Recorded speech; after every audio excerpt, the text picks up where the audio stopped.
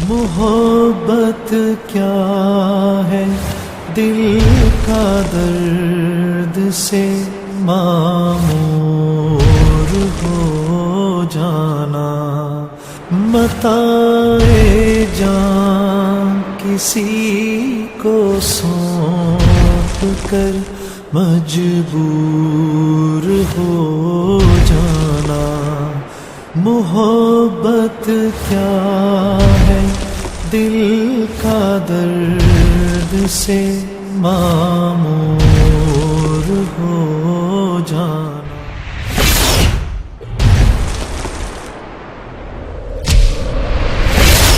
بسم اللہ الرحمن الرحیم، نحمدہ ونصلی علی رسولہ الکریم۔ عزیزان گرامی، میرے بھائیوں، بہنوں، بزرگوں، السلام علیکم ورحمۃ اللہ وبرکاتہ۔ رسول اللہ صلی اللہ علیہ وسلم آخری نبی ہیں۔ آپ صلی اللہ علیہ وسلم کے دنیا میں آ جانے کے بعد نبوت کا اب سلسلہ ہمیشہ ہمیشہ کے لیے بند ہے۔ اللہ رب العزت نے آپ صلی اللہ علیہ وسلم کی امت کو چنا اس کام کے لیے کہ اب ساری کی ساری انسانیت تک اللہ کا پیغام پہنچانا اب اس امت کی ذمہ داری ہے۔ 3 کام ہمارے ذمہ ہیں۔ نمبر 1، دین کو سیکھنا، اس کو پہلے سیکھنا، کیونکہ دین سیکھے بغیر زندگی میں نہیں آتا۔ اللہ نے دین کے سیکھنے کے لیے قربانی کو شرط رکھا ہے، سیکریفائز جس کو ہم کہتے ہیں نا۔ اور سیکریفائز دونوں طرح کی ہوتی ہے، جان کی بھی ہوتی ہے، مال کی بھی ہوتی ہے۔ جب میں جان کی سیکریفائز کہتا ہوں تو اس سے میری مراد ہے وقت دینا، ٹھیک ہے؟ تو ہماری زندگی کے گزرتے ہوئے لمحات میں جو ہمارا وقت ہے وہ دین سیکھنے کے لیے ضروری ہے، شرط ہے۔ اس کے بغیر دین زندگی میں نہیں آتا۔ مسلمان تو کہلائیں گے لیکن اللہ کے نبی اور اللہ کی منشا کیا ہے اس کا ہمیں پتہ نہیں ہوگا، تو زندگی پوری کی پوری اس کے بغیر گزر جائے گی۔ تو ایک ہے دین سیکھنا، دوسرا ہے پھر سیکھ کے اس کو پریکٹس کرنا، کیونکہ بہرحال پتہ تو ہے نماز کیسے پڑھی جاتی ہے، لیکن ایک بہت بڑا مجمع ہے جو ایمان کی کمزوری کی وجہ سے نماز پڑھ نہیں سکتا، پڑھنا چاہتا ہے پڑھ نہیں سکتا، نماز پڑھنی آتی ہے تو سیکھ تو لیا ہے، اب اس کو پریکٹس نہیں کر رہے، تو پھر اس کو پریکٹس کرنا ہے۔ پریکٹس کیسے کیا جاتا ہے؟ پریکٹس کیا جاتا ہے دینی ماحول میں جا کر۔ آپ جس ماحول میں جائیں گے ماحول اپنا تاثر رکھتا ہے۔ اللہ نے انسان کو ماحول کا پابند بنایا ہے۔ جب ہم ماحول میں آتے ہیں تو ماحول میں آ جانے کے بعد ہمارے اوپر ایسے اللہ کا ایک نظام چلتا ہے کہ ہم اس ماحول کا اثر لینا شروع کر دیتے ہیں۔ آپ مسجد جائیں، مسجد میں بیٹھ کر اللہ کی بات سننا آسان ہے، مسجد سے باہر آ جائیں وہی بات پھر سننا مشکل ہو جاتی ہے۔ تو مسجد انسانوں کے بننے کی جگہ ہے، یہ وہ جگہ ہے جہاں پر انسان بنتے ہیں۔ مسجد میں 1 گھنٹے تک آدمی بیٹھ کر اللہ کی بات سن سکتا ہے، مسجد سے باہر نکلنے کے بعد وہی بات 1 گھنٹے تک سننا مشکل ہو جاتا ہے۔ اسی لیے اللہ کے نبی صلی اللہ علیہ وسلم کا ارشاد ہے، آپ نے فرمایا جس کو مسجد جاتے ہوئے دیکھو اس کے ایمان والے ہونے کی ضمانت دو، چاہے وہ کسی بھی برائی میں مبتلا کیوں نہ ہو، بڑی سے بڑی برائی میں مبتلا کیوں نہ ہو، لیکن کیونکہ یہ مسجد جانے کا عادی ہو گیا ہے، ماحول کا عادی ہو گیا ہے، اب اس کے لیے دین سیکھنا بھی آسان ہوگا، اس کے لیے دین پر چلنا بھی آسان ہوگا۔ تو یہ ہماری دوسری ذمہ داری ہے، دین سیکھنا، اس کو پریکٹس کرنا، اور تیسری ذمہ داری ہے کہ پھر اس دین کو دنیا کے ایک کونے سے دوسرے کونے تک لے کے جانا۔ رسول اللہ صلی اللہ علیہ وسلم کی عبادت سارے عالم میں جا کر کرنا، رسول اللہ صلی اللہ علیہ وسلم کے اخلاق سارے عالم میں لے کے جانا، رسول اللہ صلی اللہ علیہ وسلم کے معاملات سارے عالم میں لے کے جانا، رسول اللہ صلی اللہ علیہ وسلم کی معاشرت سارے عالم میں لے کے جانا۔ یہ 3 ذمہ داریاں ہیں ہماری اب، اور جو ان ذمہ داریوں پر چلے گا اللہ اس کی دنیا بھی بنائیں گے، آخرت بھی بنائیں گے۔ یا ایھا الذین آمنوا ان تنصروا اللہ ینصرکم ویثبت اقدامکم، اے ایمان والو تم میری مدد کرو ہم تمہاری مدد کریں گے اور تمہارے قدم جما دیں گے۔ اللہ رب العزت بے نیاز ہیں، صمد ذات ہے، اللہ کو ہماری مدد کی کیا ضرورت۔ اللہ کا ایمان والوں کو پیار سے سمجھانے کا ایک انداز ہے، ایسے علماء کرام ہمیں اس بات کو سمجھاتے ہیں کہ ان تنصر اللہ ینصرکم سے مراد کیا ہے، تمہیں جو ذمہ داری دی گئی ہے تم اس ذمہ داری کو پورا کرو، پھر تمہاری دنیا ہم بنائیں گے۔ عزیز دوستو، جو ایک بات بڑی مشکل سے بڑی ریاضت کے بعد سمجھ میں آتی ہے وہ یہ کہ آدمی دنیا اپنی خود نہیں بنا سکتا، دنیا آدمی کی بنائی جاتی ہے من جانب اللہ۔ دنیا اللہ نے اپنے ذمہ رکھی ہے، اسی لیے ہم اللہ رب العزت سے دعا کرتے ہیں اللہم انی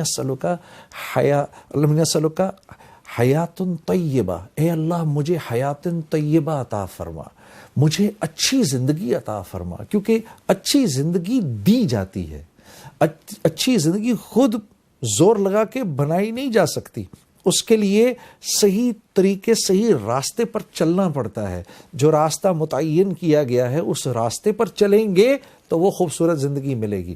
اگر اس راستے پر نہیں چلیں گے اور اپنی عقلیں استعمال کریں گے، مثال کے طور پہ میں نے کراچی سے حیدرآباد جانا ہے، نیشنل ہائی وے ہے، نیشنل ہائی وے پر چلتا رہوں گا تو 2 سے 2.5 گھنٹے میں پہنچ جاؤں گا، اور اگر کراچی شہر سے نکلتے ہی بجائے اس کے کہ میں نیشنل ہائی وے پہ اپنی گاڑی ڈالوں، میں نے گاڑی ڈال دی کچے میں، اور میں کہوں یار میں نے کچے پہ گاڑی چلا کر جانا ہے، تو کچے پر گاڑی چلا کر جانے میں پہنچ تو شاید کبھی نہ کبھی جاؤں حیدرآباد، لیکن گاڑی توڑوں گا، اپنی زندگی تکلیف میں ڈالوں گا، اور کتنی تکلیف میں ڈالوں گا اس کا اندازہ آپ کر سکتے ہیں۔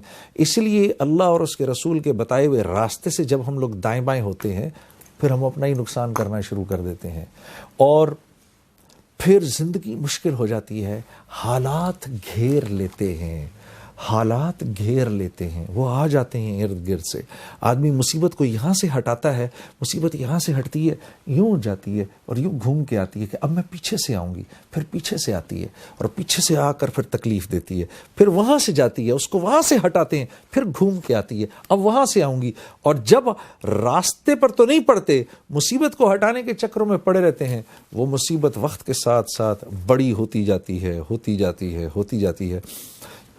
دین دیا ہی اس لیے گیا ہے کہ آدمی دنیا کے اندر ایک خوبصورت زندگی گزار سکے، دین دیا ہی اس لیے گیا ہے کہ مختلف زبانوں، مختلف علاقوں، مختلف سوچوں کے اور آئیڈیالوجی کے لوگوں کے ساتھ اور مختلف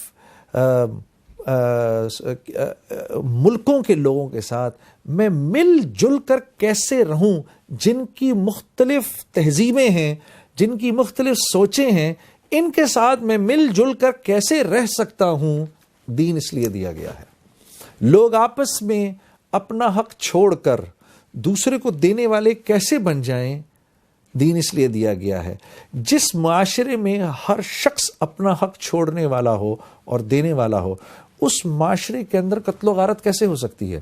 اس معاشرے کے اندر کوئی کسی کے حق پر ڈاکہ کیسے ڈال سکتا ہے؟ ڈالے گا ہی نہیں، وہ تو معاشرہ ایسا ہوگا۔ اس معاشرے میں تو میرے عزیز دوستوں کوئی بیمار بھی نہیں پڑے گا۔ حضرت عمر رضی اللہ تعالیٰ عنہ کے دور میں ایک طبیب تھا غیر مسلم، اس زمانے میں مدینہ جب مسلمانوں کا عروج تھا، اسلام کا عروج تھا، تو مدینہ ایسے تھا جیسے آج ہمارے یہاں دنیا کے بڑے بڑے شہر جیسے نیو یارک سٹی ہے اور لنڈن ہے، مدینہ ایسے تھا، باہر سے لوگ مدینے آ کے رہا کرتے تھے اسلام سیکھنے کے لیے۔ تو یہ غیر مسلم طبیب تھے، یہ ایک دن حضرت عمر رضی اللہ تعالیٰ عنہ کے پاس آئے اور کہا کہ 1 سال ہو گیا ایک بھی مریض میرے پاس نہیں آیا، کیا اس کی وجہ یہ ہے کہ میں مسلمان نہیں ہوں؟ حضرت عمر رضی اللہ تعالیٰ عنہ نے اپنے رفقا کو اور صحابہ کرام کو بلایا، کہا بھائی یہ کیا بات ہوئی ہے، ہمارا مہمان آیا ہوا ہے، تم لوگ جاتے نہیں اس کے پاس؟ تو لوگوں نے سوچ کر سمجھ کر پھر کہا کہ امیر المومنین کہ ہم بیماری نہیں پڑتا ہم میں سے کوئی، تو بیماری نہیں پڑتے ہم۔ کہا وہ کیسے؟ کہا ہم لوگ کھاتے ہی تھوڑا کھاتے ہیں اور ایک وقت کھاتے ہیں۔ اس طبیب نے اپنا شمان پکڑا، حضرت عمر رضی اللہ تعالیٰ عنہ سے عرض کی امیر المومنین نہیں، آپ لوگ تو بیمار پڑ ہی نہیں سکتے، جو کھاتا ہے ایک وقت ہے وہ بیمار کیسے پڑ سکتا ہے؟ زیادہ تر جو آتا تھا وہ ہمسائے کو بھیج دیا کرتے تھے کہ بھائی حضرت عبداللہ بن عمر کے گھر کھانا پک رہا ہے، اور ایک دفعہ نہیں، 2 دفعہ نہیں، 3 دفعہ پوچھا بھائی کہ جو میرا جو یہودی ہمسایہ ہے اس کے لیے رکھ لیا ہے کھانا کہ نہیں رکھا ہے، اس کے لیے رکھ لیا ہے کہ نہیں رکھا ہے. تو وہاں جس معاشرے میں ہر شخص اپنا حق چھوڑنے والا ہوگا اس معاشرے میں ویسے ہی جوڑ پیدا ہو جائے گا. یہ زندگی ہم نے پہلے سیکھنی ہے، پھر پریکٹس کرنی ہے، اور پھر سارے عالم میں لے کے جانی ہے. چاہے کوئی اور کرے نہ کرے، میں نے آپ نے اس کام کو کرنا ہے. مجھے ہے حکم ازاں لا الہ الا اللہ. یہ ایک کتاب ہے جو میرے مطالعے میں رہتی ہے اکثر و بیشتر، حیات الصحابہ. اس کی ایک حدیث ہے جو میری نظروں سے گزر رہی ہے کہ حضرت ابو موسیٰ اشعری رضی اللہ تعالیٰ عنہ حضور اقدس صلی اللہ علیہ وسلم کا ارشاد نقل فرماتے ہیں کہ میری اور اس دین کی مثال جس کو دے کر اللہ رب العزت نے مجھے بھیجا ہے اس آدمی جیسی ہے جو اپنی قوم کے پاس آیا اور کہا کہ اے میری قوم، میں نے اپنی آنکھوں سے دشمن کے بڑے لشکر کو تمہاری طرف آتے ہوئے دیکھا ہے. میں تم کو بے غرض ہو کر ڈرا رہا ہوں، لہٰذا یہاں سے بھاگنے میں جلدی کرو. چنانچہ اس کی قوم میں سے کچھ لوگوں نے اس کی بات مان لی اور سر شام چل دیے اور آرام سے چلتے رہے تو وہ بچ گئے، اور اس قوم میں سے کچھ لوگوں نے اسے جھوٹا سمجھا اور وہیں ٹھہرے رہے تو دشمن کے لشکر نے ان پر صبح حملہ کر کے ہلاک کر دیا اور ان کو بالکل ختم کر دیا. یہ مثال ہے ان لوگوں کی جنہوں نے میری بات مانی اور جو دین حق میں لے کر آیا اس پر عمل کیا، اور ان لوگوں کی جنہوں نے میری نافرمانی کی اور جو دین حق میں لے کر آیا اس کو جھٹلایا. ہمارا یہ پروگرام انشاءاللہ جاری رہے گا. میں آپ لوگوں کے ساتھ رہوں گا انشاءاللہ. آپ سے دعاؤں کی درخواست ہے. اگلے پروگرام تک کے لیے السلام علیکم ورحمۃ اللہ وبرکاتہ.